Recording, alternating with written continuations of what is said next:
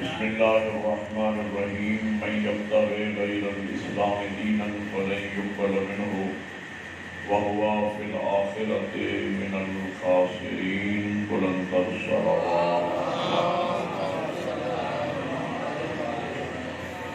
برادران ایمانی گواہیان حیدر قرار و اشکان حسین ابن علی، یہ مجلس ایثار ثواب ہے، اور جب بھی ہم اپنے مرحومین کے لیے مجلس ایثار ثواب کا انعقاد کرتے ہیں تو چند اہم اہداف و مقاصد ہمارے پیش نظر ہوتے ہیں۔ پہلا مقصد یہ ہوتا ہے مجلس ایثار ثواب کا کہ ذکر محمد والے محمد کے صدقے میں مرنے والوں کو ابدی سکون حاصل ہو جائے۔ دوسرا مقصد یہ ہوتا ہے کہ کربلا والوں کے ذکر کے نتیجے میں مرنے والے کے پسماندگان کو دلی اطمینان کی دولت نصیب ہو جائے، اس لیے کہ کربلا والوں کا دکھ وہ درد ہے کہ جس کی کوئی دوا نہیں، لیکن یہ غم ہر درد کی دوا ہے۔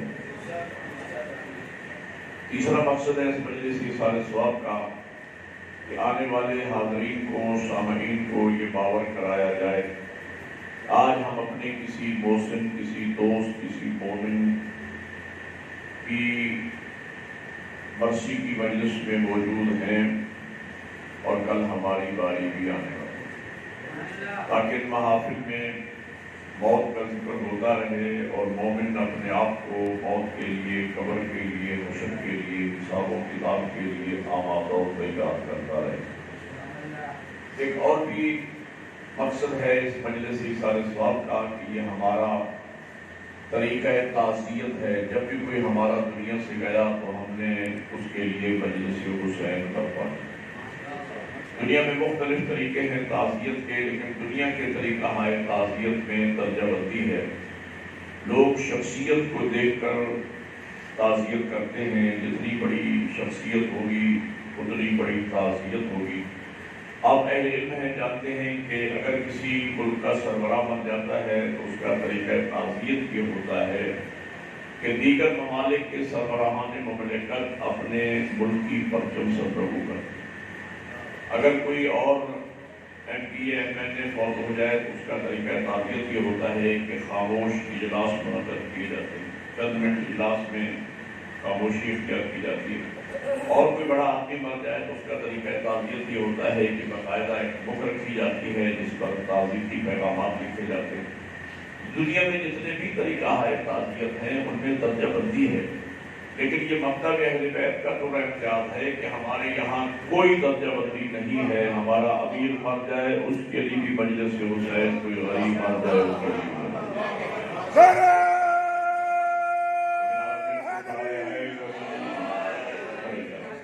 اور پھر دنیا میں جتنے بھی طریقہ تعزیت ہیں ان میں مفاد نہیں ہے، ان میں بقا نہیں ہے۔ آپ ذرا توجہ فرمائیں کہ اگر کسی ملک کے سربراہ کے مر جانے پر دیگر ممالک کے سربراہان مملکت نے اپنے ملکی پرچم سرنگو کیے تو ذرا مجھے جواب دیں کہ اس جھنڈے کے جھک جانے سے مرنے والے کو قبر میں کیا ملے گا؟ اور تعزیت کرنے والوں کو کیا ملا، پسماندگان کو کیا ملا؟ اجلاس میں خاموشی اختیار کی گئی تو چند لوگوں کے چند منٹ چپ بیٹھ جانے سے مرنے والے کو قبر میں کیا ملا؟ خاموش رہنے والوں کو کیا ملا؟ پسماندگان کو کیا ملا؟ تعزیتی پیغام سے مرنے والے کا کیا تعلق ہے؟ تو میں کہنا یہ چاہ رہا ہوں جتنے بھی طریقہ تعزیت ہیں ان میں نہ مرنے والے کا فائدہ، نہ تعزیت کرنے والے کا فائدہ، نہ پسماندگان کا فائدہ، لیکن یہ مکتب اہل بیت کا تو امتیاز ہے کہ جب ہم اپنے کسی مرنے والے مومن کے لیے مجلس ایثار ثواب کا انعقاد کرتے ہیں تو یہ ایسا طریقہ تعزیت ہے کہ مرنے والے کو بھی ثواب، سننے والوں کو بھی ثواب، پڑھنے والوں کو بھی ثواب۔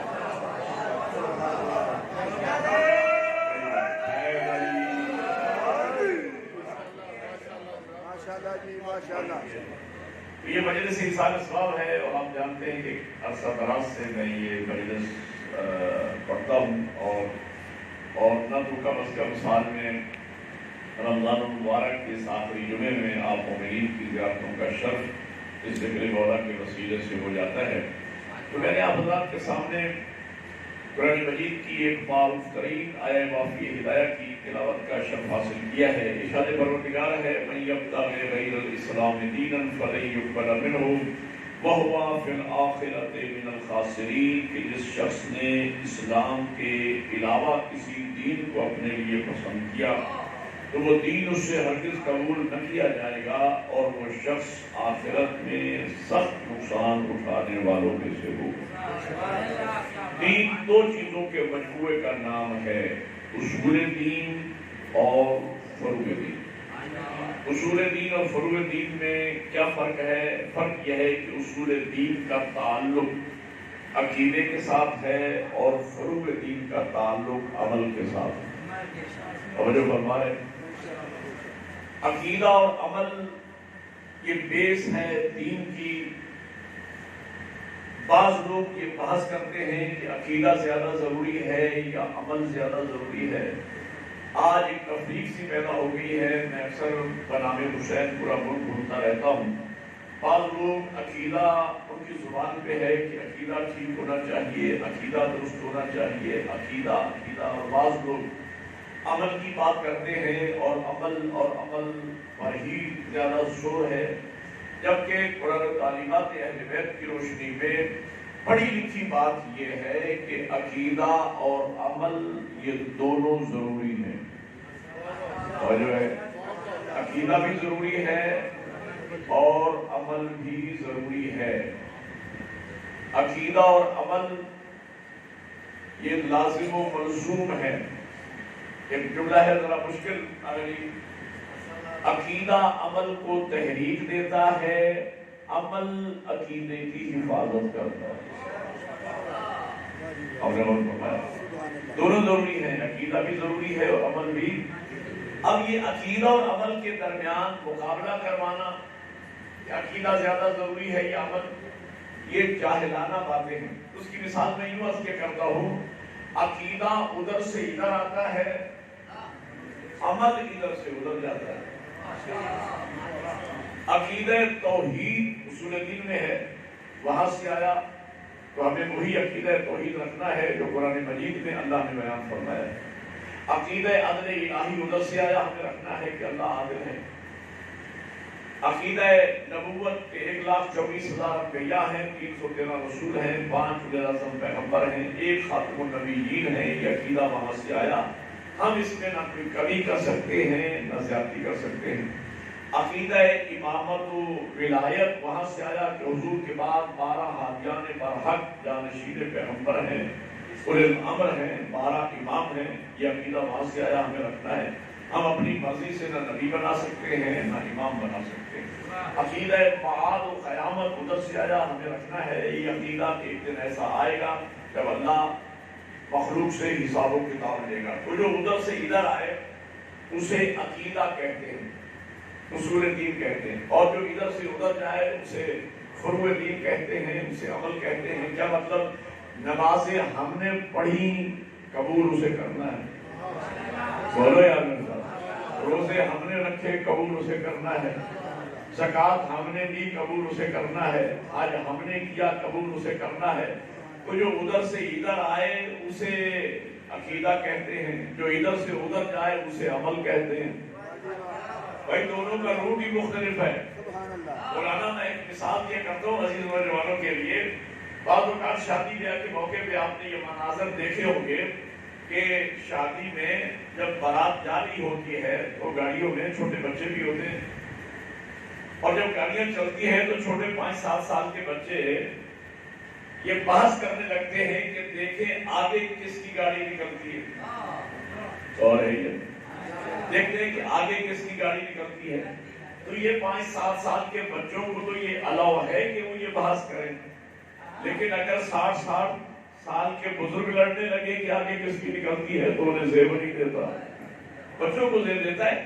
لیکن وہ بھی اس صورت میں کہ جب سب گاڑیاں ایک پوائنٹ سے بی پوائنٹ کی طرف جا رہی ہوں تو بچوں کو الاؤ ہے کہ یہ بحث کریں کہ آگے کس کی گاڑی نکلے گی.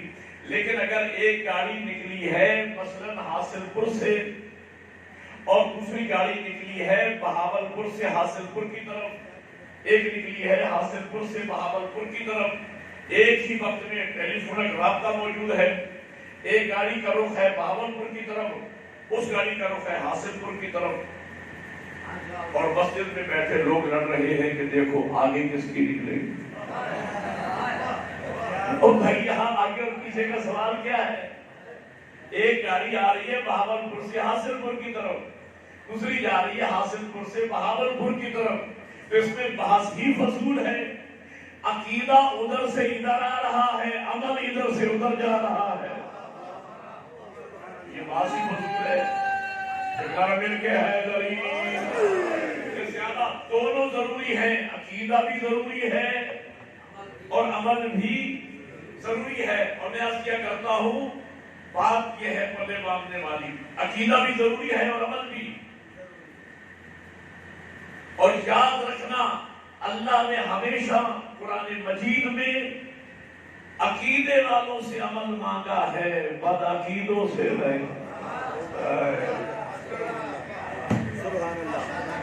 اللہ نے قرآن مجید میں ہمیشہ عمل کا سوال عقیدے والوں سے کیا ہے، بد عقیدوں سے اللہ نے عمل کا سوال ہی نہیں کیا۔ نماز کے لیے اللہ فرماتا ہے ان الصلاۃ کانت علی المؤمنین کتابا موقوتا، بے شک ہم نے نماز مومنوں پہ فرض کی ہے۔ بولو یار، یہ یہاں آیت مجیدہ لکھی ہوئی ہے، جہاں بھی یہ ٹائم ٹیبل لگا ہوتا ہے نا مسجدوں میں، یہ آیت ہر اس ٹائم ٹیبل پہ لکھی ہوتی ہے کہ ان الصلاۃ کانت علی المؤمنین کتابا موقوتا۔ اس لفظ موقوتا پہ ذرا توجہ فرمائیں گے، ایک مسئلہ اور بھی حل ہو جائے گا۔ اللہ فرماتا ہے بے شک ہم نے نماز وقت مقررہ پر مومنوں پہ فرض کی۔ مومن کسے کہتے ہیں؟ جو لا الہ الا اللہ، ایمان کی تین ضدیں ہیں، شرک ایمان کی ضد ہے، کفر ایمان کی ضد ہے، نفاق ایمان کی ضد ہے۔ مومن وہ ہے جو لا الہ الا اللہ پڑھ کے شرک سے دور ہو چکا ہو، محمد رسول اللہ پڑھ کے کفر سے دور ہو گیا ہو، اور علی ولی اللہ پڑھ کے نفاق سے دور ہو گیا۔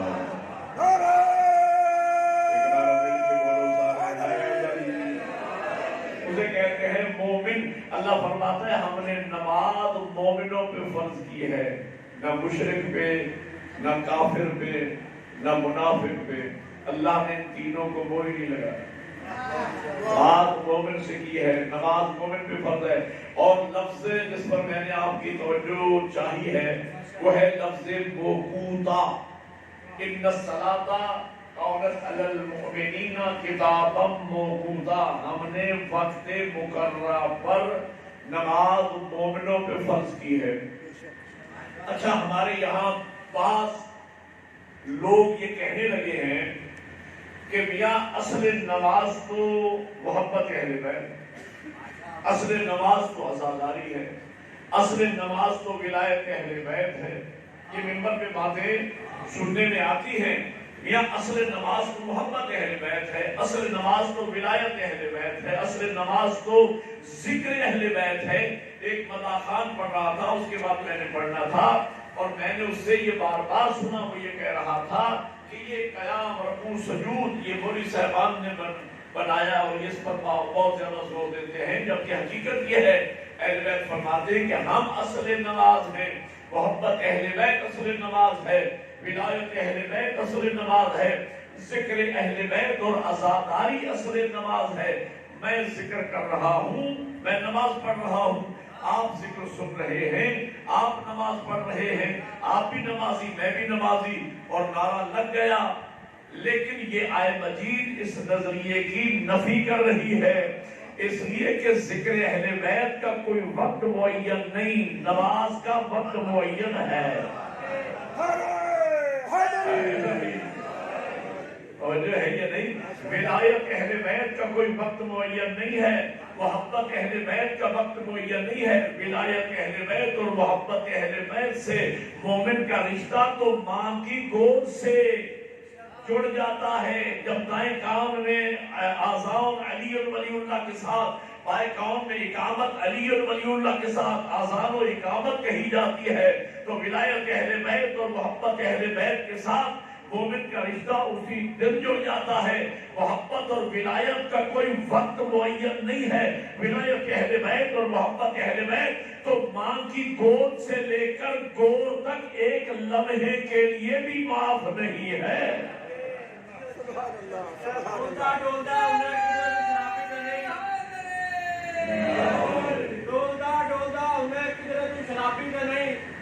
ساڈے سرکاراں دا نعرہ نہیں مارنے کدھر تو واپی تے نہیں. جڑا ساڈے سرکاراں دا نعرہ نہ مارے تے دفعہ 302. جڑا ساڈے سرکاراں دا نعرہ مارے او ڈھالے جیندا وی کیوں.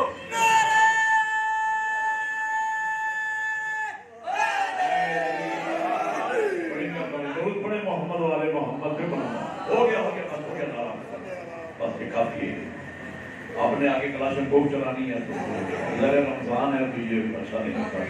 بم بلاسٹ کرنا اور کلاشن کوف چلانا یہ مناسب نہیں ہے. رمضان ہے تو نعرہ شائستہ انداز میں لگایا کرے. اور میرے مولا امیر کا نام چونکہ ختم قرآن کے برابر ثواب ہے عام دنوں میں، رمضان میں تو پھر اس کا ثواب اور زیادہ ہے.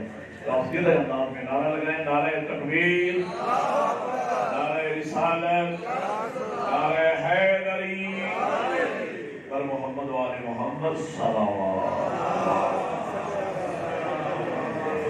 وہ جو فرما رہے ہیں جی، تو میں عرض یہ کر رہا تھا کہ محبت اہل بیت اور ولایت اہل بیت کا کوئی وقت معین نہیں ہے. وہ تو ماں کی گود سے لے کر گور تک ایک لمحے کے لیے بھی معاف نہیں ہے.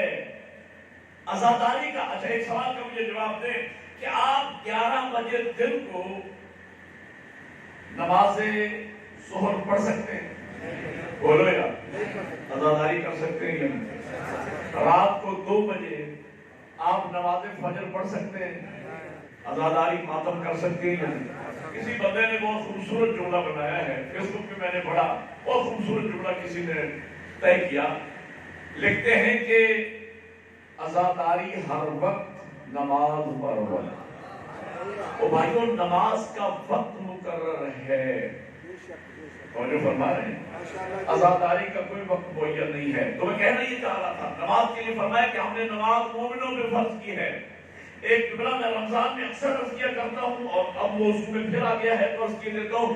روزے کے لیے ارشاد فرمایا یا ایھا الذین آمنوا کتب علیکم الصیام کما کتب علی الذین من قبلکم لعلکم تتقون. اے ایمان والو، روزے تم پہ لکھ دیے گئے ہیں. لکھ دیے گئے کا مطلب یہ ہے کہ فرض کر دیے گئے ہیں.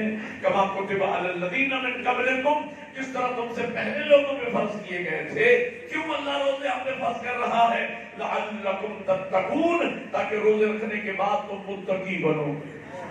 گویا اللہ ہمارے لیے ایک منتھلی ٹریننگ کا پروگرام بنائے ہوئے ہے کہ سال میں پورا مہینہ توجہ رکھیے گا ہم سے روزے رکھوا کے ہمیں متقی بنا کے اللہ ہمیں مولا امیر کی رعیت میں شامل کرنا چاہتا ہے. اس لیے کہ علی ہمارا گردوں کا امام نہیں، علی متقیوں کا امام.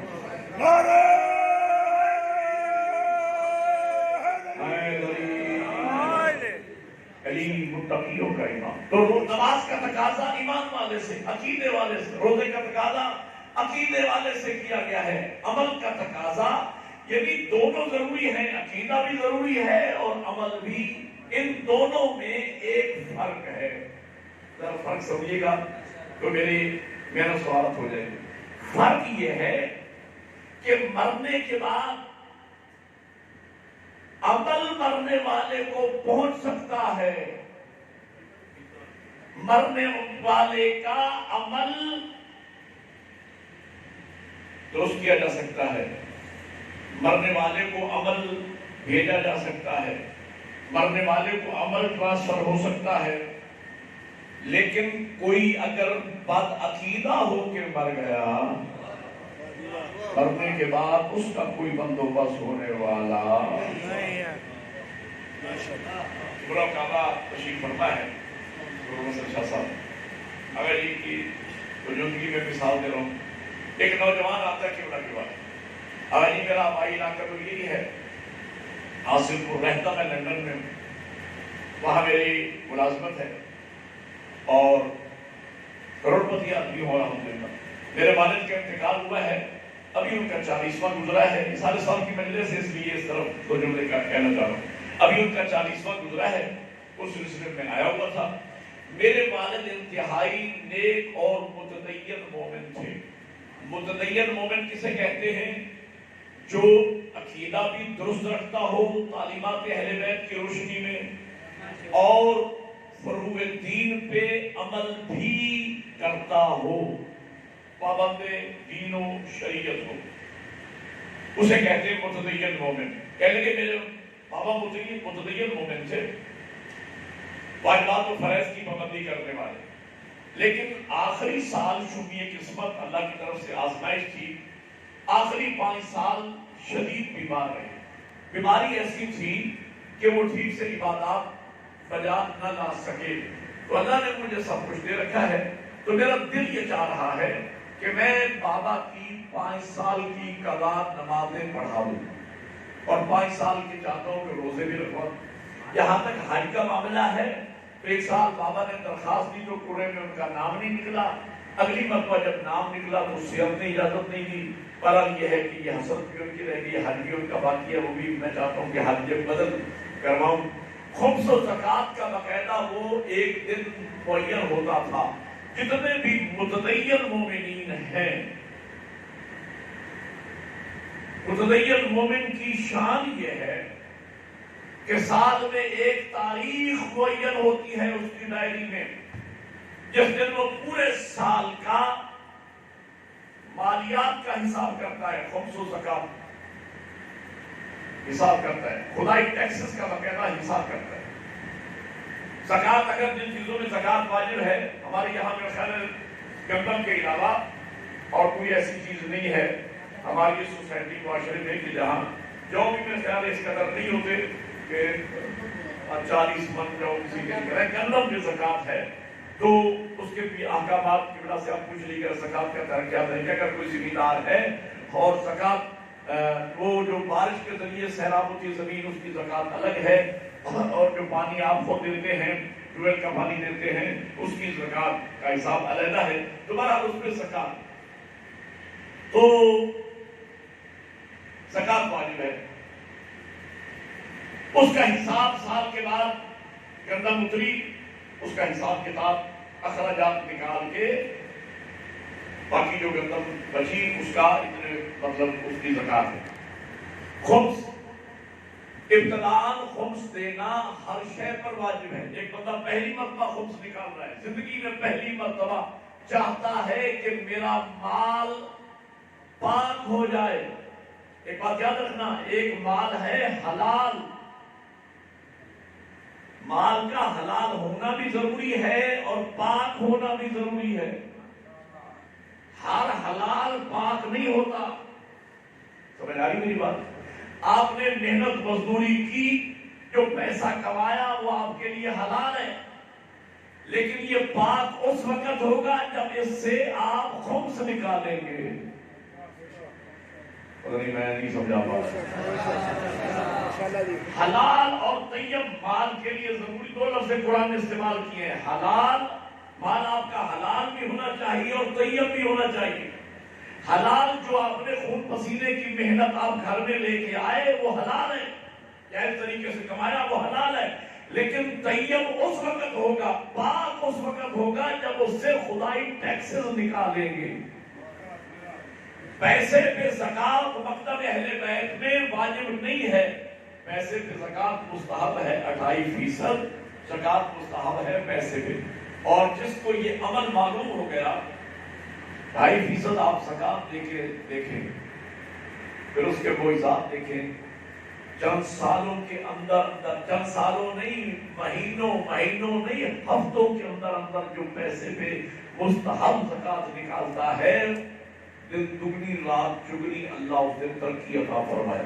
اور قرآن مجید میں اللہ فرماتا ہے کہ میرے راہ میں خرچ کرو، سرۃ و اعلانیہ، چھپا کے خرچ کرو اور اعلانیہ بھی خرچ کرو۔ چھپا کے جو مال خرچ کرنا ہے وہ مستحب صدقات ہیں جنہیں چھپا چھپا کے دینا ہے۔ اعلانیہ وہ واجبات ہیں جنہیں خمس و زکوٰۃ کہتے ہیں۔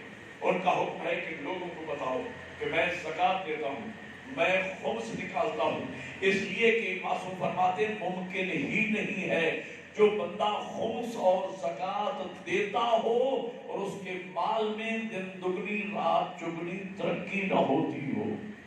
اور جب لوگ اس کی ترقی دیکھیں گے اور وہ سنیں گے کہ یہ خمس و زکوٰۃ کا پابند ہے تو لوگ سمجھ جائیں گے کہ اس کے مال میں برکت زکوٰۃ اور خمس کی وجہ سے ہے، اور لوگوں میں بھی شوق پیدا ہوگا کہ وہ بھی خمس و زکوٰۃ نکالیں۔ تو بہرحال میں کہنا یہ چاہ رہا ہوں کہ بات یعنی میرے والد جو تھے نا وہ نوجوان بتانے لگے قبلہ کو کہ میرے بابا بزرگوار متدین مومن تھے، خمس و زکوٰۃ کا باقاعدہ حساب، وہ میں نے ڈائری چیک کی ان کی وفات کے بعد تو 5 سال میں وہ بھی حساب نہیں کر سکے بیچارے، تو 8-10 لاکھ روپیہ مثلاً ان کا خمس و زکوٰۃ کا بھی باقی ہے۔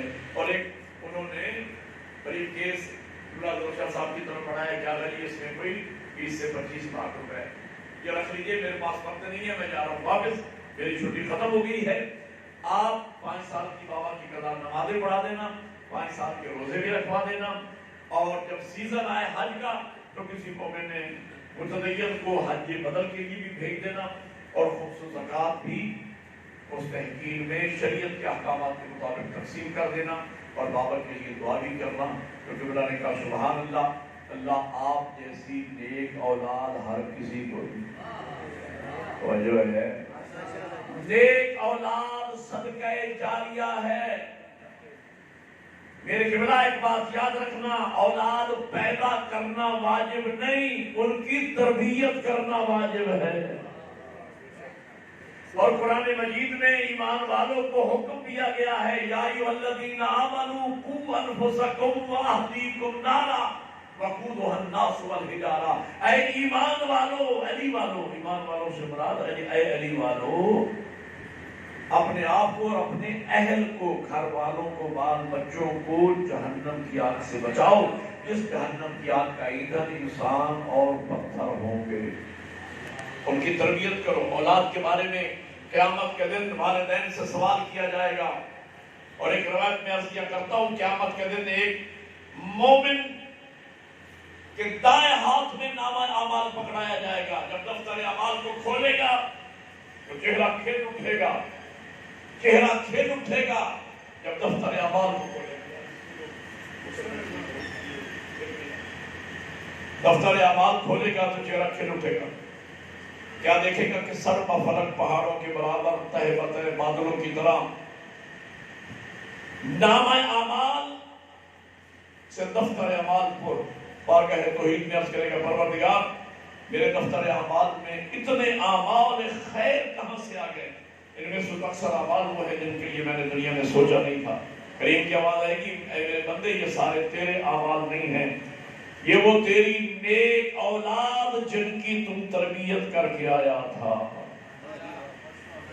نمازی تو نے بنایا، روزہ دار تو نے بنایا، نماز شب کے لیے تو نے اٹھایا کرتا تھا، فرائض کے لیے تو اسے آمادہ کرتا تھا، جمعہ میں تو اس کو ساتھ لے کے آتا تھا، عزاداری اور مجلس اور ماتم میں ساتھ انگلی پکڑ کے اس کو حلقہ ماتم میں کھڑا کرتا تھا، اور تو نے اسے جس طرح نمازی بنایا، روزہ دار بنایا، اسی طرح ماتمی اور عزادار بنایا، تو نے اپنی اولاد کی تربیت کی، تو جیسی تربیت تو نے کی ہے تو جتنے بھی اعمال خیر وہ قیامت تک بجا لائیں گے نسلاً بعد نسلاً، تو اس کا اجر و ثواب انہیں بھی ملے گا، اصل اجر و ثواب تیرے نامہ اعمال میں لکھا جائے گا، اس لیے کہ تو نے ان کی تربیت کی ہے۔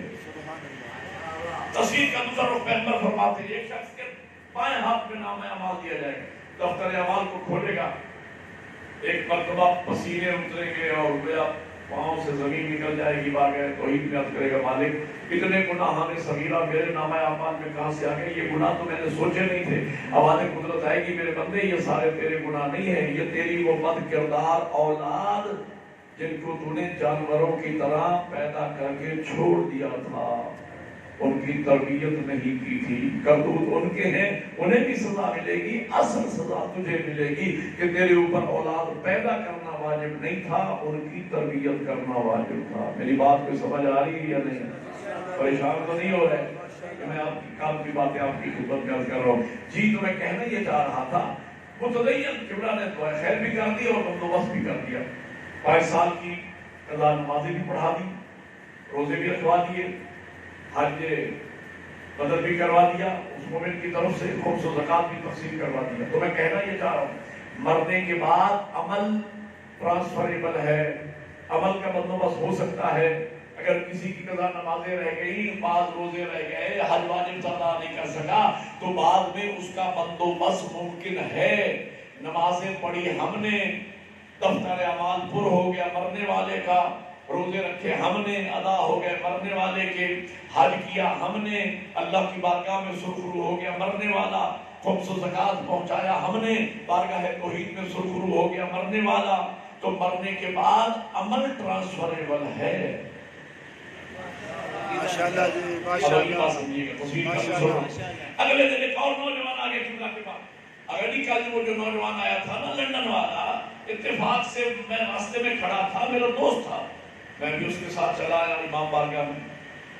اور پہلی مرتبہ مجھے ایک عالم باعمل کی صحبت میں بیٹھنا نصیب ہوا چند منٹ, اور میری زندگی کا اتنا بڑا مسئلہ حل ہو گیا. 55-60 سال میری عمر ہو گئی ہے, مجھے تو کل ہی پتا چلا ہے کہ مرنے کے بعد بھی بندوبست ہو سکتا ہے. سبحان اللہ سبحان اللہ. اور وہ جو مومن آیا تھا نا, وہ میرا دوست, وہ تو لندن میں ملازمت کرتا ہے, میرا امریکہ میں اپنا بزنس ہے, کنسٹرکشن کا بزنس ہے, اپنی کمپنی ہے, ارب خرب پتی آدمی ہوں. شوق پیدا ہوا ہے مجھے کل دیکھ کر ان کو, میں چاہتا ہوں میرا باپ بھی بخشا جائے.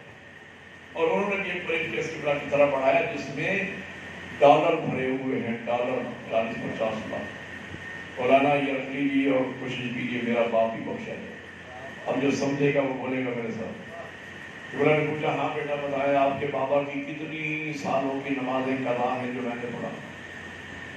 کہیں مولانا کیسی باتیں کر رہے ہیں, میرے باپ نے تو نماز شب کبھی قضا نہیں کی, نماز تہجد میرے باپ کی قضا نہیں. قبلہ نے کہا اچھا کتنے سالوں کے روزے ہیں جو میں نے رکھوانے ہیں. کہیں مولانا کیسی باتیں کر رہے ہیں, میرے باپ تو رجب شعبان کے مستحب روزے نہیں چھوڑتے, واجب روزے. قبلہ نے کہا اچھا حج ان کا ذکر ہوگا. کہنے لگے بابا الحاج تھے, واجب حج تو جوانی میں جا چکے, ہمارا بچپن تھا, بابا حج واجب حج تو کر رہا ہے. ابھی اس کے بعد 8-10 حج تو مجھے یاد ہے, ہر دوسرے تیسرے سال اللہ کے گھر کی زیارت کو چلے جاتے تھے. الحاج تھے بابا. قبلہ نے کہا اچھا زکات وغیرہ خدا ٹیکسز ان کے ذمہ ہوں گے. کہنے کہ زکات تو وہ ایڈوانس میں لوگوں کو پہنچا دیتے تھے, بعد میں جب فصل اترتی تھی تو وہ کیلکولیشن کر لیتے تھے, لیکن وہ تو پہلے ہی لوگوں کو مستحقین کو پہنچ جاتا تھا. تو قبلہ حیران ہو کے پوچھتے ہیں کہ بیٹا یہ بتا, نماز آپ کی بابا کی قضا نہیں, روزہ آپ کے بابا کا قضا نہیں, حج ان کا کیا ہوا ہے, زکات وغیرہ ان کی نہیں رہتی, تو یہ جو آپ غریب کے بھر کے لائے ہو ڈالر, ان کا میں نے کرنا کیا ہے؟ 12-14 بندے سمجھ کے مجھے دعا دیں گے, میں لاہور تک مطمئن جاؤں گا. ان کا میں نے کیا کرنا ہے؟ تو کہنے لگے مولانا کرنا کروانا کچھ نہیں ہے, آواز کیا کروں, کہتی ہوئے بھی شرم آ رہی ہے, لیکن باپ ہے چاہتا ہوں بخشا جائے. معاملہ کچھ اس قسم کا ہے کہ جو میرے والد تھے نا, دوبارہ آئمہ کی امامت و ولایت کے منکر ہیں. آواز نہیں بڑھا, لیکن عرب مل کے معلوم کرو ہے بس یہ بریف کے رکھ لیجیے, اور کسی مومن کامل کو دے دلوا کے علی ولی اللہ کا اقرار کروا دیجیے تاکہ بابا بخشے جائے. تو قبلہ توجہ صاحب نے اس بریف کیس کو یوں پیچھے دھکیلا جیسے اس میں سانپ اور بچھو بھرے ہو, کہا بیٹا اسے اٹھائیے اور لے جائیے, آپ کے بابا وہاں پہنچ چکے ہیں جہاں منکران ولایت آل محمد.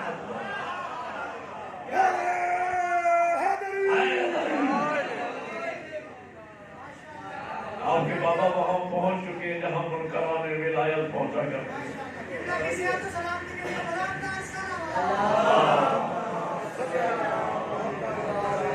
اور شکریہ, اللہ آپ کی جزا خیر عطا فرمائے. ایک مطلب میں سمجھانے میں کامیاب ہو گیا. عزیز نوجوانوں کو بزرگ مجھ سے بہتر جانتے ہیں کیا مطلب, یعنی مرنے کے بعد عمل کا بندوبست ممکن ہے. خدا نخواستہ کچھ نمازیں رہ گئی, کچھ روزے رہ گئے, حج واجب تھا نہیں ہو سکا, ہونے والی نیک اولاد پسندگان, مرنے کے بعد بندوبست کر لیں گے، اور بندوبست کریں گے وہی جو اپنی نماز روزہ کرتے ہوں گے، جو اپنی نہیں پڑھتے وہ بابا کی کہاں رکھوائیں گے؟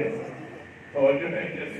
وہ بھائی جو اپنی نماز نہیں پڑھتا وہ بابا کی کہاں پڑھائے گا؟ تو مرنے کے بعد عمل ٹرانسفریبل ہے، عقیدہ ٹرانسفریبل نہیں ہے۔ آج کی مجلس کا ایک پیغام تو یہ ہے کہ اگر کوئی بد عقیدہ ہو کے مر گیا تو یاد رکھو مرنے کے بعد اس کا کوئی بندوبست ہونے والا نہیں ہے۔ لہذا فروغ دین پر صحیح عقیدہ ہونا نجات کے لیے بنیادی شرط ہے۔ درود پڑھے محمد والے۔ اچھا، دو اور عقیدے ہیں اور وہ بھی پرانی عقیدے ہیں۔ ایک ہے عقیدہ مغفرت اور ایک ہے عقیدہ شفاعت۔ فرق یہ ہے کہ عقیدہ مغفرت کا تعلق ذات توحید سے ہے اور شفاعت کا تعلق 14 سے ہے۔ سبحان اللہ جی۔ عقیدہ مغفرت کا مطلب یہ ہے کہ اللہ قیامت کے دن صحیح العقیدہ مومن کو بخشے گا ضرور، اور عقیدہ شفاعت کا مطلب یہ ہے کہ اگر کوئی کمی رہ گئی تو 14 چھڑائیں گے ضرور۔ بولو یار، دونوں پر میں ایک ایک آیت مجیدہ پڑھتا ہوں۔ پہلی آیت مجیدہ عقیدہ مغفرت کے مطابق توجہ فرمائیں گے تو آپ کو بتائیں گے۔ ارشاد ہوتا ہے بسم اللہ۔ قرآن مجید عام دنوں میں پڑھنا بہت بڑا اجر ہے، لیکن معصوم فرماتے ہیں کہ ماہ مبارک رمضان میں جو مومن ایک آیت مجیدہ کی تلاوت کرے گا تو اس کے نامہ اعمال میں پورے قرآن کا ثواب لکھا جائے گا۔ مثلا قرآن مجید سورہ رحمان کی ایک آیت ہے مدہامتان، یہ پوری آیت ہے اور ایک لفظ ہے اور اس لفظ میں پوری آیت ہے مدہامتان۔ جس نے ایک دفعہ قرآن مجید میں یہ آیت مجیدہ کو بطور آیت مجیدہ تلاوت کر لیا، کہہ دیا مدہامتان، تو گویا اس نے پورے ختم قرآن کا ثواب حاصل کر لیا۔ قرآن پڑھنے کا بہت ثواب ہے، اور میں متوجہ بھی کر دوں ابھی بھی چند دن باقی ہیں۔ قرآن مجید جتنا ہو سکے پڑھ لیں، جتنی آیات پڑھیں گے۔ جو بندہ بعض مومن ایسے ہیں مخلصین کہ جو کئی ختم قرآن کر لیتے ہیں، اور کم از کم ایک ختم قرآن تو تقریباً ہر مومن ہی کرتا ہے، تو گویا جو مومن ایک ختم قرآن کرتا ہے تو گویا اس کے نامہ اعمال میں 6666 ختم قرآن کا ثواب لکھا جاتا ہے۔ اور یہ رمضان آیا ہی مومن کی بخشش کا سامان لے کے، بولو یار، مومن کی بخشش کا سامان لے کے آیا ہے ماہ مبارک رمضان۔ اور میں عرض کیا کرتا ہوں چونکہ رمضان میں مجھے کم از کم 16-17 سال تو اندازہ ہو گیا ہے، لالا بھائی کو یاد ہوگا برابر کے 16-17 سال تو یقیناً مجھے ہو گئے ہیں یہ مجلس پڑھتے ہوئے۔ تو یہ بات میں عرض کیا کرتا ہوں کہ ماہ مبارک رمضان میں معصوم فرماتے ہیں روزہ دار مومن کا روزے کی حالت میں ایک سانس لینا تسبیح زہرا کے برابر ہے۔ پوچھا گیا امام سے، مولا تسبیح زہرا کا ثواب کیا ہے؟ پانچویں امام فرماتے ہیں کہ میری جدہ کی تسبیح پڑھنا، یعنی 34 مرتبہ اللہ اکبر، 33 مرتبہ الحمدللہ، 33 مرتبہ سبحان اللہ، ایک مرتبہ میری جدہ سیدہ کی تسبیح پڑھنا 7 سال کی مقبول عبادت کا ثواب۔ اور 7 سالوں میں شبہائے قدر بھی آتی ہیں، اور جو ہے ان 7 سالوں میں جتنی عبادات ہو سکتی ہیں مقبول عبادت کا ثواب، 1 سال نہیں 7 سال کی مقبول عبادت ایک طرف، ایک مرتبہ تسبیح سیدہ پڑھنا ایک طرف، اور روزہ دار مومن کا روزے کی حالت میں ایک سانس لینا تسبیح زہرا کے برابر ہے۔ اتنا اجر و ثواب ہے۔ یقیناً آپ سارے روزہ دار بیٹھے ہیں اور کوئی بھی مومن اتنے بڑے اجر و ثواب کو ضائع کرنے کا تصور نہیں کر سکتا ہے۔ لہذا ابھی دن باقی ہیں، قرآن کی تلاوت کیجیے اور ہو سکے کم پڑھ لیں، قرآن ترجمے کے ساتھ قرآن مجید پڑھیں، چاہے 1 پارہ پڑھ لیں 2 پارے پڑھ لیں، لیکن ترجمے کے ساتھ قرآن پڑھیں، اس لیے کہ قرآن ہدایت ہے، پتہ چلے کہ مالک آپ سے کیا گفتگو کروا۔ تو میں کہنا یہ چاہ رہا تھا عقیدہ مغفرت قرآن آیت مجیدہ پڑھ رہا ہوں، ارشاد ہوتا ہے بسم اللہ الرحمن الرحیم۔ قرآن کی ایک آیت کے پڑھنے سے ختم قرآن اور سننے سے بھی پورا قرآن سننے کا ثواب ہے۔ میں آیت پڑھ رہا ہوں، آپ سن رہے ہیں، مجھے ختم قرآن پڑھنے کا ثواب، آپ کو قرآن مکمل سننے کا اجر ملے گا۔ ارشاد ہوتا ہے قل، میرے حبیب فرما دیجئے، یا عبادی، اے میرے بندو، لفظ عبادی پہ توجہ ہے، یا عبادی، اے میرے بندو، اسرفوا علی انفسہم، جو گناہوں کے سبب اپنے نفسوں پہ ظلم کر چکے ہو، یعنی گناہگار ہو۔ تو گناہگاروں کو اللہ کیسے خطاب کر رہا ہے؟ قل یا عبادی، میرے حبیب کہہ دیجئے اے میرے بندو۔ کیا مطلب؟ گناہگار ہو تو میرے نا،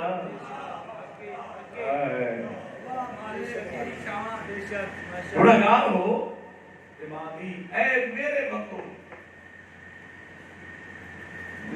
اسرفوا علی انفسہم، جو اپنے گناہوں کے سبب اپنے نفسوں میں ظلم کر چکے ہو، لا تقنطوا من رحمت اللہ، میری رحمت سے کبھی مایوس نہ ہونا، ان اللہ یغفر الذنوب جمیعا، بے شک اللہ تمہارے سب کے سب گناہ معاف فرما دے، انہ هو الغفور الرحیم، وہ بخشنے والا بھی ہے اور رحم کرنے والا بھی۔ میں عرض کیا کرتا ہوں کہ خدا کتنا مہربان ہے۔ حضرت امیر المومنین دعائے کمیل میں ارشاد فرماتے ہیں، یا سری الرضا اغفر لمن لا یملک الا الدعاء، اے جلدی راضی ہو جانے والی ذات۔ عام دنوں میں اللہ مومن کو بخشنے میں دیر نہیں کرتا، ماہ مبارک رمضان میں تو پیغمبر فرماتے ہیں ہر صبح اللہ کی طرف سے ایک فرشتہ آسمانوں میں ندا دیتا ہے، حل میں مستغفر، ہے کوئی گناہوں کی معافی مانگنے والا؟ پورا مہینہ اللہ منتظر ہے مومن کی توبہ کا، کب وہ توبہ مانگے، کب وہ معافی مانگے اور میں اسے معاف کر دوں۔ اس لیے معصوم فرماتے ہیں جو مومن ماہ مبارک رمضان میں روزہ رکھتا ہے، اللہ کی عبادت کرتا ہے، پورا مہینہ اپنے آپ کو گناہوں سے بچا لیتا ہے، تو جیسے عید کا چاند طلوع ہوتا ہے، اس مومن کی مثال ایسے ہے جیسے آج ماں کی پیٹ سے پیدا ہوا ہے، اللہ اس کے صغیرہ و کبیرہ گناہوں کو معاف کرے۔ اس میں بعض اعمال ایسے ہیں کہ اللہ صغیرہ و کبیرہ گناہوں کو معاف فرماتا ہے، بعض اوقات وضاحت نہیں ہوتی تو اشتباہات پیدا ہو جاتے ہیں۔ مثلا ایک اور مقام بھی ہے، آپ کے اور میرے پانچویں امام محمد باقر علیہ السلام ارشاد فرماتے ہیں کہ مومن وقوف عرفہ کرے، 9 ذی الحج میدان عرفات میں گزارے، زوال آفتاب سے لے کر غروب آفتاب تک جو مومن میدان عرفات میں گزارے، تو غروب آفتاب کے بعد اس مومن کا یہ سوچنا بھی گناہ ہے کہ اس کے ذمہ کوئی گناہ رہ گیا ہوگا، اللہ اس کے صغیرہ و کبیرہ گناہوں کو معاف کرے۔ جب مومن توبہ مانگتا ہے، ماہ مبارک رمضان ہے، خدا سے توبہ طلب کرو، خدا سریع الرضا ہے، جلدی مان جانے والی ذات۔ آپ حضرت بہلول دانا کو جانتے ہیں؟ بولو یا حضرت بہلول حیدری، حضرت بہلول دانا بازار کے چوک میں بیٹھے ہوئے ہیں، لگ رہا ہے کسی سے گفتگو کر رہے ہیں، لوگ جمع ہو گئے تماشائیوں میں، ایک ایسا شخص بھی تھا جو جانتا تھا یہ دیوانہ نہیں، یہ دانا آل محمد ہے۔ تو آگے بڑھا، اس نے پوچھ لیا حضرت کس سے گفتگو کر رہے ہیں؟ کہا خدا سے۔ سبحان اللہ، سبحان اللہ۔ آپ بھی خدا سے باتیں کرتے ہیں یا نہیں؟ نماز کیا ہے؟ اللہ سے گفتگو ہے نماز۔ کہا میں خدا سے گفتگو کر رہا ہوں، اور خدا سے باتیں کیا کرو یار، کوئی بھی کوئی مشکل ہو، کوئی پریشانی ہو، مشکل پریشانی نہ بھی ہو، نماز شب کے لیے اٹھا کر آدھا گھنٹہ فجر سے پہلے اٹھ جائے، آدھا گھنٹہ زیادہ وقت لگتا ہے، اگر زیادہ تعقیبات لمبی چوڑی بندہ نہ کرے، نماز سے شب پڑھی جا سکتی ہے۔ معصوم کا ایک میں نے فرمان پڑھا ہے، جوانوں کی زندگی بدل سکتی ہے، اگر میں سمجھا دوں۔ میرے قبلہ معصوم فرماتے ہیں کہ کبھی کسی نیکی کو وقتی زحمت کی خاطر نہ چھوڑو، زحمت ختم ہو جائے گی، نیکی قیامت تک باقی رہے گی۔ اور کبھی کسی گناہ کو وقتی لذت کی خاطر نہ کرنا، لذت ختم ہو جائے گی، گناہ ہمیشہ باقی رہے گا۔ کوشش کرو نماز شب کی عادت ڈالو، آدھا گھنٹہ نماز فجر سے پہلے اٹھنا تو ہے، الارم لگا کے رکھو، موبائل میں آپ کو الارم کی ضرورت موجود ہے، الارم لگا کے رکھو، آدھا گھنٹہ نماز شب کے لیے اور خدا سے مناجات کرو، خدا سے باتیں کرو۔ خدا جلدی مان جانے والی ذات ہے۔ حضرت موسیٰ علیہ السلام قحط پڑ گیا، حضرت موسیٰ علیہ السلام کے زمانے میں لوگ آئے، حضرت دعا کریں تاکہ بارش ہو، قحط سالی ختم ہو۔ حضرت نے میدان میں اکٹھا کیا مخلوق کو، دعا کے لیے دست دعا بلند کرنا چاہتے تھے۔ کریم کی آواز ہے، موسیٰ اس مجمع میں میرا ایک ایسا نافرمان موجود ہے، جب تک وہ مجمع میں موجود رہے گا میں تیری دعا بھی قبول نہیں کروں گا۔ پہلے اسے نکال پھر دعا مانگ۔ حضرت نے ہاتھ نیچے کیے اور خطاب کیا، جو بھی ہے وہ جانتا ہے، انسان اپنے آپ کو اور خدا کو دھوکہ نہیں دے سکتا۔ جو ہے اللہ فرما رہا ہے میرا نافرمان ہے، اور ایسا نافرمان مجمع میں ہے کہ جب تک وہ رہے گا میری دعا بھی اللہ قبول نہیں کرے گا۔ تو جو بھی ہے وہ نکلے تاکہ میں دعا مانگوں اور باران رحمت کا نزول ہو۔ یہ اعلان اس گنہگار نے سن لیا۔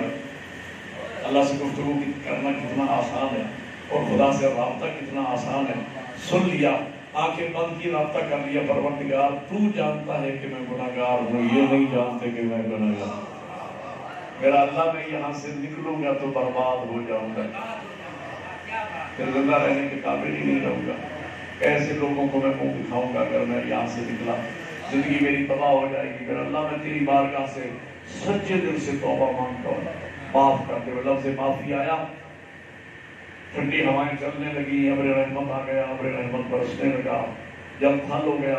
حضرت موسیٰ نے مار گئے توحید کی عرض کی، مالک وہ گنہگار تو نکلا نہیں، میں نے دعا مانگی نہیں، باران رحمت کیسے ہوئی؟ کہا اسی گنہگار کی وجہ سے ہوئی ہے۔ مالک کیسے؟ فرمایا مجھ سے اس نے سلو کر لی ہے۔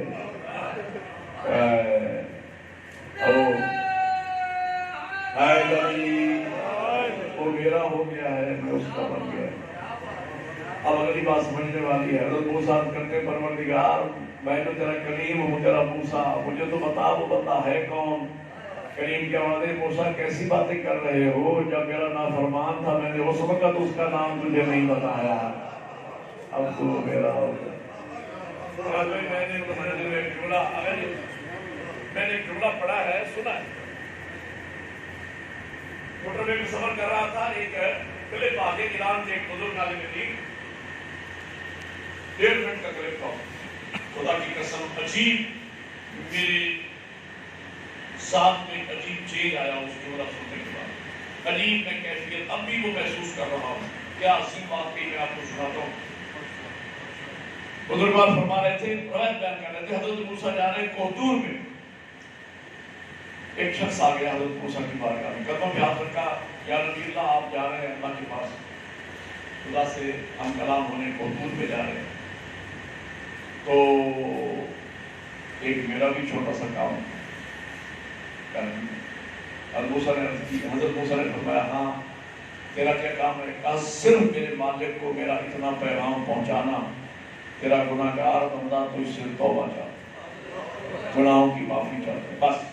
حضرت موسیٰ تشریف لے گئے، بات سمجھ گئے؟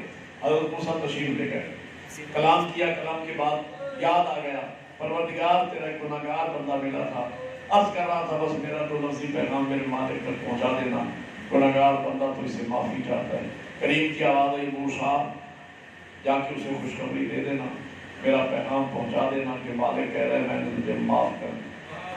اگلی بات ہے سمجھنے والی، میں نے تجھے معاف کر دیا، لیکن ایک شکوہ میری طرف سے میرے بندے کو کرنا کہ میرے بندے تو نے میرے نبی کو کیوں بتایا تو گناہگار ہے؟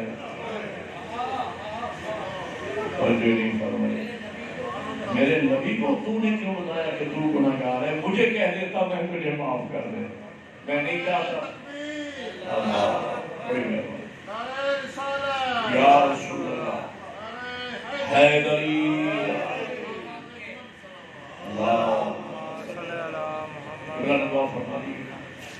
تو میں عرض یہ کرنا چاہ رہا تھا، خدا سریع اور رضا ہے، جلدی مان جانے والی ذات، جلدی مان جانے والی ذات ہے۔ حضرت امام زین العابدین تشریف فرما، ایک شخص آیا حضرت کے پاس، کہا حضرت میں حسن بصری کے ہاں سے اٹھ کے آ رہا ہوں، بات بڑی خوبصورت۔ حسن بصری کے کہہ رہا تھا کہ مجھے تعجب ہے گناہگار کے جنت جانے میں، کہ گناہگار شخص جنت میں جائے گا تو کیسے؟ جنت جیسی مقدس اور پاکیزہ جگہ، اور ایک گناہگار بندہ، گناہوں سے آلودہ انسان جنت جیسی پاکیزہ جگہ میں کیسے جائے گا؟ میری تو سمجھ میں نہیں آتا۔ حسن بصری یہ کہہ رہا ہے گناہگار جنت میں جائے گا تو کیسے؟ کلام الامام، امام الکلام، امام کا کلام کلاموں کا امام ہوتا ہے۔ کیا عظیم بات کہی فضل زہرا نے۔ فرماتے ہیں حسن بصری غلط کہہ رہا ہے۔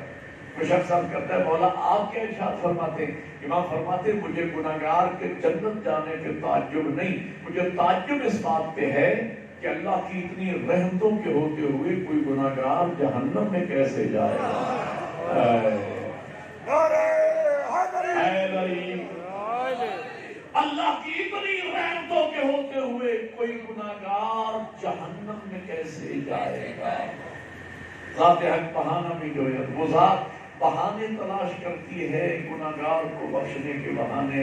اس نے رمضان بہانہ بنایا نا ہماری بخشش کا، اسی لیے معصوم فرماتے بدبخت ترین ہے وہ انسان کہ ماہ مبارک رمضان آئے اور آ کے گزر جائے اور پھر بھی اس کے گناہ اس کے ذمہ رہتے ہیں۔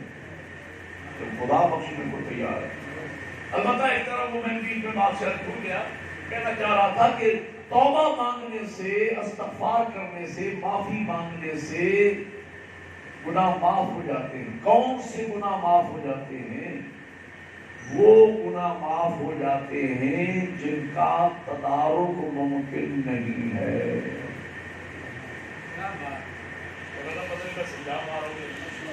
جن کا تدارک ممکن نہیں ہے، اس بات کو سمجھ لو، مجلس کا حق ادا ہو۔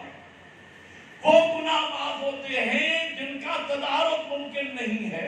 مثلا اللہ نہ کرے نقل کفر نباشد نعوذ باللہ من ظالم، کسی بندے نے، کسی مومن مولائی نے، شیطان نے گمراہ کیا، اس نے شراب پی،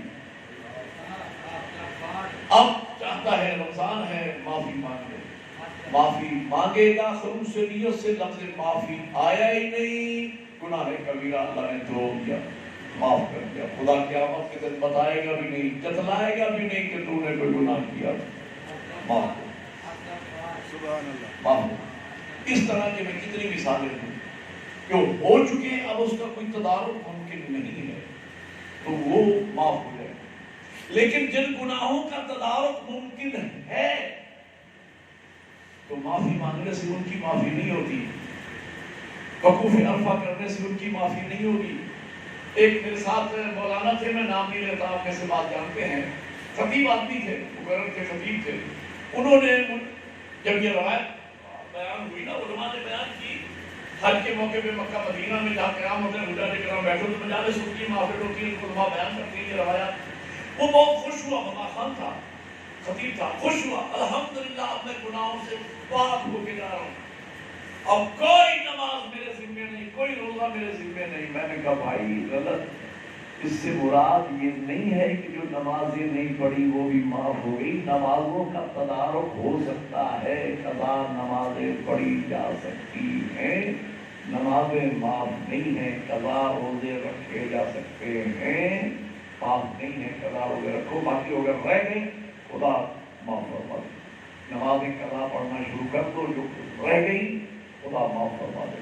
اگر کسی کی غیبت کی ہے اس سے جا کے معافی مانگو، اگر کسی کا 5، 10، 20، 50 ہزار روپیہ قسم کیا ہے، کھایا ہے، اسے جا کے واپس کرو گے تو معافی ملے گی۔ مال کھایا ہے کسی کا وہ معاف نہیں ہوگا۔ خمس و زکوٰۃ ادا نہیں کیا ہے، خمس و زکوٰۃ زندگی میں ادا کرنا پڑے گا، نہیں کرو گے گنہگار مرو گے۔ ناراض تو نہیں ہو رہے؟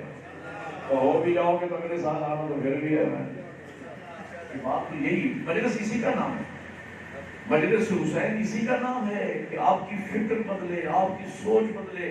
میں عرض کیا کرتا ہوں مجلس میں بولنا اتنا ضروری نہیں جتنا مجلس کو سمجھنا ضروری ہے۔ بعض لوگ کہتے ہیں میں نے توبہ مانگ لی، گناہوں سے پاک ہوا۔ مولانا کہہ رہے تھے کہ جیسے ماں کی ماں کے پیٹ سے پیدا ہوا تو معاملہ تو ختم ہو گیا، اب تو میرے ذکر کچھ نہ رہا، وہ گناہ سارے معاف ہو گئے کہ جن کا تدارک ممکن نہیں ہے، لیکن جن کا تدارک ممکن ہے، غیبت کی ہے تو معافی مانگ، جا کے قسم مال کیا ہے تو مال واپس کر، پھر معافی مانگ، توبہ قبول ہو جائے گی۔ حقوق العباد اللہ معاف نہیں فرماتا ہے، اس کی توبہ نہیں، جس کا حق قسم کیا ہے اس سے جا کے معافی مانگ، اگر وہ مر گیا ہے تو اس کی طرف سے صدقہ کر مال، اللہ معاف فرماتا ہے۔ بہرحال تو میں عرض یہ کرنا چاہ رہا تھا کہ معافی کی گنجائش ہے۔ حضرت بہلول دانا کی بات آپ کو سنا رہا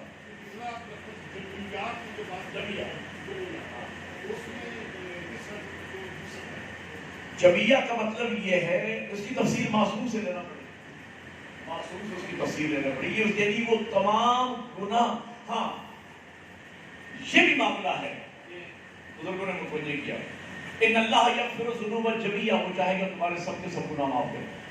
ابھی اس کے لیے مرحلہ آگے آنے بھی والا ہے، اس میں بات میں نے کلیئر بھی کر دینا تھی، لیکن پہلے بات آ گئی ہے تو پہلے ہی ایک جملہ سن لیجیے۔ ایک آدمی مر گیا، غیبت کی تھی کسی، مومن ہے، شیعہ ہے، اللہ کو اس کے اعمال پسند آ گئے، اللہ چاہتا ہے کہ یہ بخشا جائے، قیامت کے دن جس کی غیبت کی تھی اسے بھی لایا جائے گا، غیبت کرنے والے کو بھی لایا جائے، اللہ فرمائے گا اس مومن نے تیری غیبت کی، اگر تو معاف کر دے تو تجھے جنت میں یہ درجہ ملے گا۔ وہاں بھی خدا پہلے معاف کروائے گا پھر جنت میں داخل کرے گا، اس کے علاوہ معافی نہیں۔ ہاں کسی کا قسم کیا ہے، قیامت کے دن اس کا حساب دینا پڑے گا، کہا جائے گا اگر تو اس کو اپنا حق معاف کر دے تو تیرے اتنے گناہ معاف کر دیے جائیں گے، وہ معاف کرنے کے لیے تیار ہو جائے گا، یعنی اللہ چاہے گا تو سب کے سب، اسی لیے ایک ہے فضل ایک ہے عدل۔ مولا امیر فرماتے ہیں کہ اللہ سے فضل مانگو عدل نہ مانگو، تو اقبال نے ہمیں تعلیم فرمایا اللہم عاملنا بفضلک یا کریم ولا تعاملنا بعدلک یا رحیم، اے اللہ ہمارے ساتھ فضل سے معاملہ کرنا، عدل سے معاملہ، فضل اسی چیز کا نام ہے، اگر فضل ہو گیا تو گناہ جو حقوق العباد بھی ہے اگر اللہ چاہے گا تو معاف کروائے گا، لیکن معافی اسی انداز میں ہوگی جس طرح میں نے یہ تعلیمات اہل بیت کی روشنی میں نے آپ کے سامنے بات کی، یہ میرا کوئی ذاتی خیال یا ذاتی تصور نہیں ہے۔ تو مانا حضرت بہلول دانا کہا میں خدا سے باتیں کر رہا ہوں، موضوع کیا ہے؟ اللہ اور بندوں کے درمیان سلوک کرانے کی کوشش۔ اس عارف شخص نے پوچھا کہ معاملہ کہاں تک پہنچا ہے؟ کہ بات یہاں تک آ گئی ہے کہ اللہ مان گیا ہے، اور بھی فرمایا، ختم کر رہا ہوں میں آپ کی زحمت، خدا مان گیا ہے، بندے نہیں مان، خدا مان گیا بندے نہیں مان رہے، وہ صحیح اور رضا ہے، 70 ماؤں سے زیادہ پیار کرنے والی ذات، خدا مان گیا بندے نہیں مان، وقت ختم ہو گیا۔ شام کا وقت ہوا، اسی عارف شخص کے گزر ہوا قبرستان کے پاس سے، کیا دیکھتا ہے؟ قبرستان میں اکیلے حضرت بہلول دانا بیٹھے ہیں اور باتیں کر رہے ہیں۔ وہ شخص رک گیا، پوچھا اب یہاں کیا ہو رہا ہے؟ کہا وہی کام جو چوک میں کر رہا تھا، کیا اللہ اور بندوں کے درمیان سلوک کرانے کی کوشش۔ تو نے کہا معاملہ اب کہاں تک پہنچا ہے؟ کہا معاملہ یہاں تک آ گیا ہے کہ اب بندے مان گئے،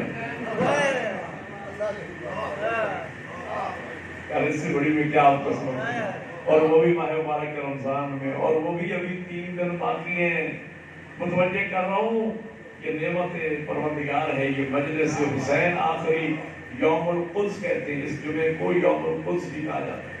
یوم القدس کسے کہتے ہیں؟ یہ آقا خمینی رحمۃ اللہ علیہ نے بیت المقدس، بیت المقدس نہیں ہے، بیت المقدس جو ہمارا قبلہ اول ہے، جو یہودیوں کے قبضے میں ہے، اس کی آزادی کی جدوجہد کرنا اور جلوس نکالنا اور آواز حق بلند کرنا یہ ہر مسلمان پہ لازم ہے، لیکن یہ سعادت شیعان علی کو حاصل ہوئی ہے کہ ہم یوم القدس کے لیے پوری دنیا میں، اور ہمارا رہبر ہے آقا خمینی، جس ہمارا قائد ہے آقا خمینی، کہ جن کی قیادت پہ ہمیں فخر ہے، جس کی قیادت پہ ہمیں ناز ہے، کہ ہمارے رہبر نے اور ہمارے لیڈر نے عالمی سطح پر بیت المقدس کی آزادی کی آواز اٹھائی جو آج تک اٹھ رہی ہے اور پوری دنیا بیدار ہو رہی ہے اور مسلمان بیدار ہو رہے ہیں.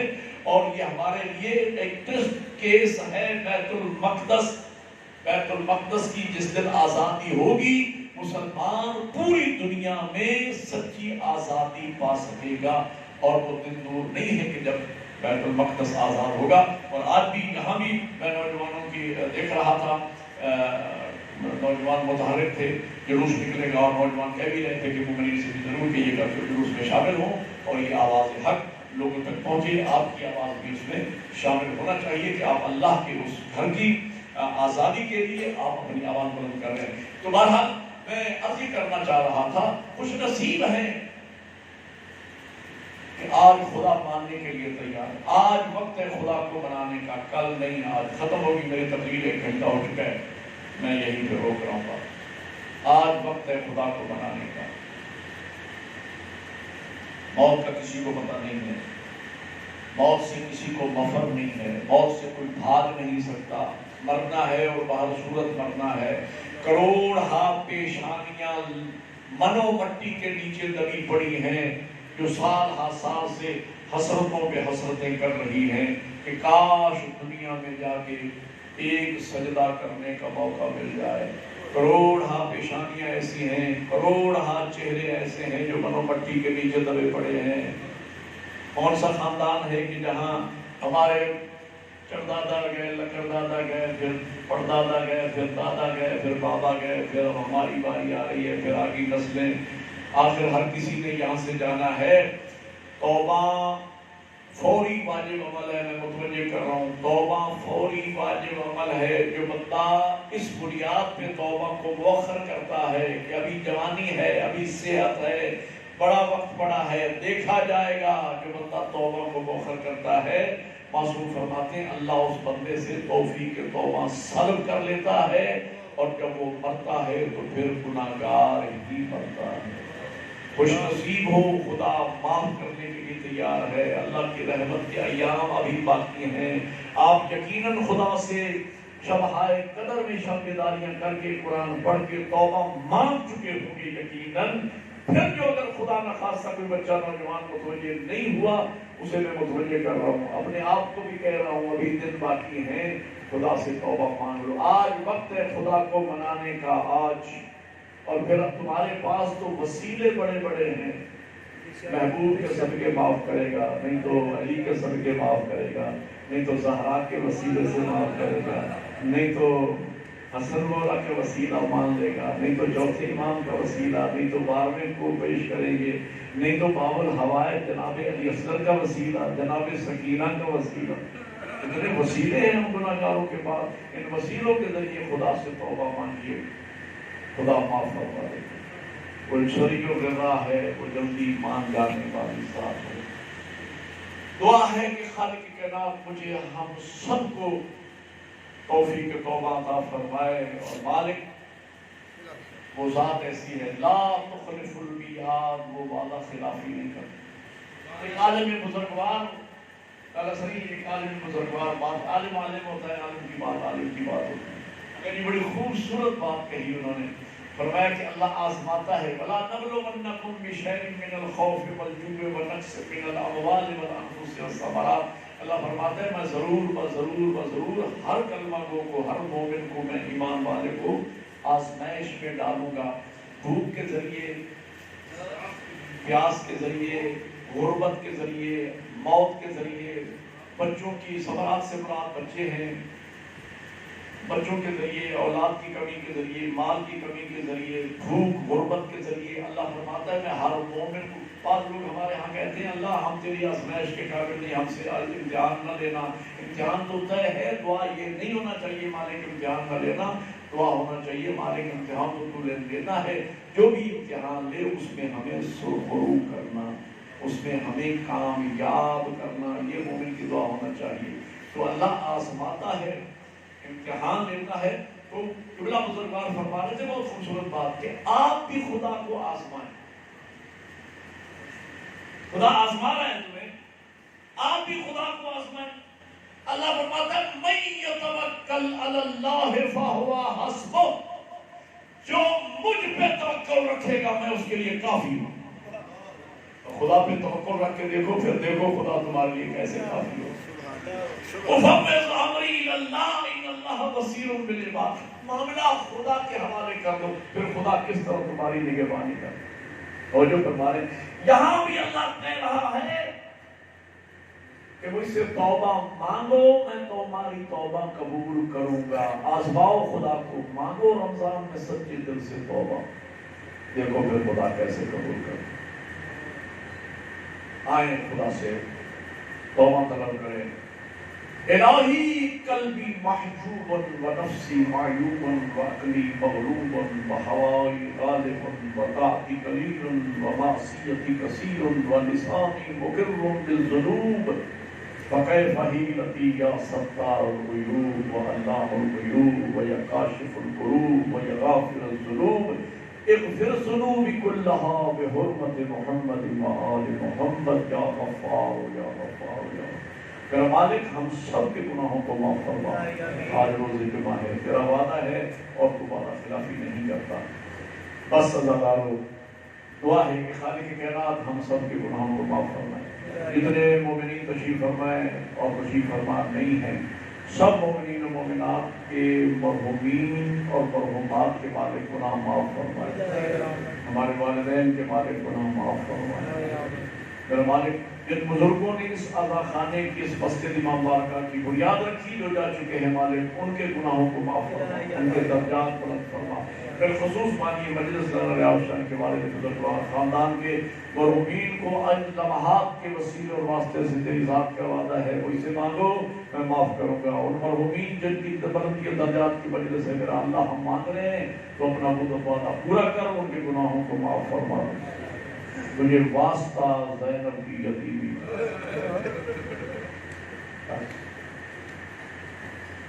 آج 27 رمضان ہے، 7واں دن ہے حسنین کی یتیمی، زینب ام کلثوم کی یتیمی کا آج 7واں دن ہے. جملہ کہوں، 5ویں امام فرماتے ہیں مسلمانوں کو جب بھی موقع ملا ہے انہوں نے ہم اہل بیت کی عیدیں برباد کی.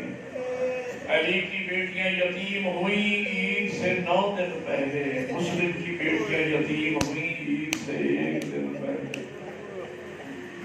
عزیزانو آپ کی آنکھوں میں آنسو آ گئے ہیں. یہ آخری عشرہ گزر رہا ہے نا رمضان کا، 21 رمضان سے آخری عشرہ شروع ہو جاتا ہے.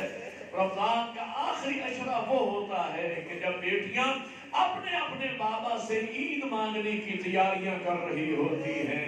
اور مسلمانوں روتے اس لیے ہیں، مسلمانوں کی بیٹیاں عید کی تیاریاں کر رہی تھی، علی کے گھر سے بین آ رہے تھے، بابا بتا تیرے یتیموں کو خاموش کیسے کرو. جزاک اللہ. خدا آپ کی چیخیں بارگاہ زہرا کو قبول فرمائے. خدا آپ کو کوئی غم نہ دے سوائے غم اہل بیت. عزیزانو ایک جملہ میں کہتا ہوں، 19 رمضان کی سن ضرب لگی میرے مولا امیر کو. 19 رمضان کا جملہ ہے، کہنا میں نے یہ جملہ کہا تھا خیر پرمیرس میں صبح کی مجلس تھی، نماز فجر کے بعد ہزاروں کا مجمع تھا. اس جملے کے بعد پھر مجھے آگے پڑھنے کی ضرورت نہیں پڑی تھی، اتنا گریہ ہوا اور پھر 15-20 منٹ یہی جملہ پڑھتے پڑھتے میں بھی اتر گیا اور مومنین گریہ کرتے رہے. اور وہ جملہ یہ تھا 19 رمضان کا سارا دن، 20 رمضان کی ساری رات اور 20 رمضان کا سارا دن زینب ایک بھائی سے پوچھتی رہی، حسن مجھے تسلی دے میرا بابا بچ تو جائے. جزاک اللہ، جزاک اللہ. اولادارو یہ بیٹیاں تو بابا کے ساتھ کوفہ میں عید منانے آئی تھی، مسلمانوں نے بابا کے ساتھ عید نہ منانے دی. جزاک اللہ، جزاک اللہ. آج اس امام کی شہادت کے جملے میں آپ کو سنا رہا ہوں اولادارو، جو آپ کے ائمہ میں سب سے بڑے مظلوم امام. ہو سکتا ہے کہ ماتمی نوجوان سوچ رہا ہو مولانا آپ نے کہہ دیا مولا علی سب سے بڑے مظلوم ہیں، حالانکہ مولا حسین سب سے بڑے مظلوم امام ہیں، مظلوم کربلا جن کا لقب ہے. عزیزانو روزے کے ساتھ مجلس پڑھ رہا ہوں، روزہ دار میرے سامنے بیٹھے ہیں، خانہ خدا میں ہوں، قبلہ عالم تشریف فرما ہے، میں پوری تحقیق کے ساتھ جملہ کہہ رہا ہوں، ہمارے ائمہ میں سب سے بڑے مظلوم کا نام علی ہے، اس لیے کہ مولا حسین یقیناً مظلوم ہے، لیکن مولا حسین نے ساری زندگی شہزادوں جیسی گزاری، کبھی جنت سے کھانے آ رہے ہیں، کبھی جنت سے لباس آ رہا ہے، کبھی نانا ناکا بن رہے ہیں، کبھی نانا سجدے میں ہے، نواسا پشت میں ہے، توحید ناز برداریاں برداشت کر رہی ہے، نانا ماں بابا ناز برداریاں برداشت کر رہے ہیں، ساری زندگی شہزادوں جیسی گزاری، میں قربان جاؤں مولا امیر جس نے ساری زندگی مزدوروں جیسی گزاری، ساری زندگی علی کی میدان جنگ میں دین کی خاطر لڑتے گزر گئے۔ عزادارو یاد رکھنا میرے مولا حسین کی زندگی میں ان کے کسی حرم کو کوئی تکلیف نہیں آئی۔ میں نے مقتل میں جملہ پڑھا ہے، مطالعہ کیا میں نے، مقتل میں جملہ میں نے پڑھا ہے کہ جب میرے مولا کا آخری وقت تھا نا، زخموں سے چور ہے زہرا کا بیٹا۔ علامہ حسین میں نے اصحاب الیمین پڑھی ہے، اصحاب الیمین میں علامہ لکھتے ہیں 1950 زخم والی روایت جو ذاکرین پڑھتے ہیں یہ صحیح ہے، اور علامہ نے بھی لکھا ہے 1950 زخم، اور ایک بزرگوار عالم سے میں نے سنا تھا، فرما رہے تھے پانچویں امام فرماتے میرے جد کے جسم پر اتنے زخم تھے جتنے قرآن کی آیتیں، مسائل سے بڑھ گیا، اور جو زخموں کے اندر زخم تھے ان کی تعداد سوائے غریب زہرا کے کوئی نہیں جانتا، تیروں کے زخموں میں تلواروں کے زخم، تلواروں کے زخموں میں برچھیوں کے زخم، برچھیوں کے زخموں میں نیزوں کے زخم، نیزوں کے زخموں میں پتھروں کے زخم، پتھروں کے زخموں میں بڑا زخم اکبر کی جوانی کا زخم، اکبر کی جوانی کے زخموں میں عباس کے بازوؤں کا زخم، عباس کے بازوؤں کے زخموں میں اصغر کی معصومیت کا زخم، اصغر کی معصومیت کے زخموں میں بڑا زخم زینب کی چادر کا زخم، زخموں میں چور ہے، قبضہ تلوار پہ پیشانی ہے، سجدے کی عالم میں ہے۔ ایک مرتبہ فوج شیعہ کہنے لگی کہ حسین دنیا سے رخصت ہو گئے، روح پرواز کر گئی، شیعہ کہتا ہے نہیں، میرا دل مانتا ہے کہ ابھی حسین زندہ ہے، میں ابھی تمہیں ثابت کر کے دیتا ہوں کہ حسین زندہ ہے یا دنیا سے جا چکے۔ ایک وقت میں ملعون نے کہا پڑھو اور رسول زادیوں کے خیموں کو ڈھونڈ لو، زہرا زادیوں کا نام آیا، زہرا کے بیٹے نے تلوار سے سر اٹھایا، کہا ملعونوں ابھی تو حسین زندہ ہے۔ تو میں کہنا یہ چاہ رہا تھا غریب زہرا کی زندگی میں ان کے کسی حرم کو کوئی تکلیف نہیں آئی، اور ماتمی عزادار علی وہ مظلوم امام ہے، علی دیکھتا رہا زہرا کو تماچا رکھتا رہا، علی دیکھتا رہا بطول کا پہلو زخمی ہوتا رہا، علی دیکھتا رہا زہرا کا دروازہ جلتا رہا۔ جزاک اللہ، جزاک اللہ، جزاک اللہ، علی وہ مظلوم امام ہے۔ عزاداروں بڑا پرانا عزادار میرے سامنے میں، ایسے مخلص عزادار بھی ہیں جو جملہ یاد رکھ لیتے ہیں اور پھر وہ یاد کرتے ہیں جب کبھی دل چاہتا ہے نماز شب ہو، نماز واجب ہو، مصلی پہ بیٹھے ہوں، دل چاہے غریب زہرا کو رونے کو، جملہ یاد کر لیتے ہیں اور جی بھر کے رو لیتے ہیں۔ ایسے عزادار بھی ہیں۔ ایک جملہ میں کہتا ہوں اگر یاد رہ گیا تو جب چاہو گے مصلی پہ عبادت ہو جائے گی، وہ جملہ آپ کو سنانے لگا ہوں۔ عزاداروں علی و بطول کے درد اگر ایک جملے میں جمع کیے جائے نا تو وہ جملہ یہ لگتا ہے، زہرا کو علی کے درد کھائے، علی کو بطول کے درد۔ جملہ میں نے پڑھ دیا تو راتوں شاید کسی کو سمجھ نہ آئی ہو۔ علی و بطول کے دکھ، علی و بطول کے درد اگر ایک جملے میں جمع کیے جائے تو وہ جملہ یہ بنتا ہے، زہرا کو علی کے درد کھا گئے، علی کو زہرا کے درد کھا گئے۔ ذمہ داری سے پڑھو نہیں طالب علم، 75 دن بابا کے بعد زندہ رہی یا 90 دن زندہ رہی، جتنے دن بابا کے بعد زہرا زندہ رہی، علی کے دکھ یاد کر کے روئی۔ جو تاریخ سن کے رونے کے آدمی مولا امیر گھر میں تشریف لائے، چہرے کی پریشانی کو محسوس کیا جلال زہرا نے، آنکھوں میں آنسو آ گئے، بی بی نے درد یاد کیا مولا علی کا، فرماتی ہے یا علی میں نے سنا ہے لوگ آپ پہ سلام نہیں کرتے۔ علی جیسے بہادر کی چیز نکل گئی، زہرا اتنی بات ہوتی علی برداشت کر لیتا، ظلم یہ ہے میں سلام کرتا ہوں لوگ میرے سلام کرتے ہوں۔ ایک اور درد میں نے ایک عالمی بزرگوار سے سنا، اس شہزادے کو میں نے ممبر کی طرف سے دیکھا، درد بیان کر رہے تھے جناب زہرا کی بیوی کو درد تھا کہ لوگوں نے علی کی ولایت کو بھولا دیا۔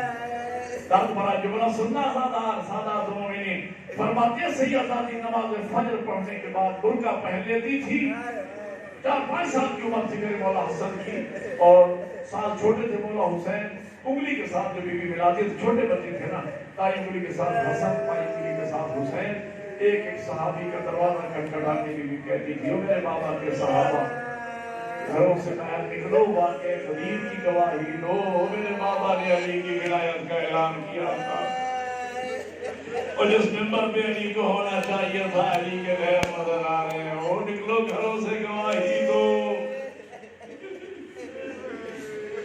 بی بی فرماتی ہے میرا درد یہ ہے جب لوگ دیکھتے تھے نا کہ وہ محمد کی بیٹی آ رہی ہے، مسلمان گھروں کے دروازے بند کر لیتے تھے، اور میں روتی روتی واپس پلٹ آتی تھی، بابا تیرے جانے کے بعد زہرا کا احترام مسلمانوں نے بھولا،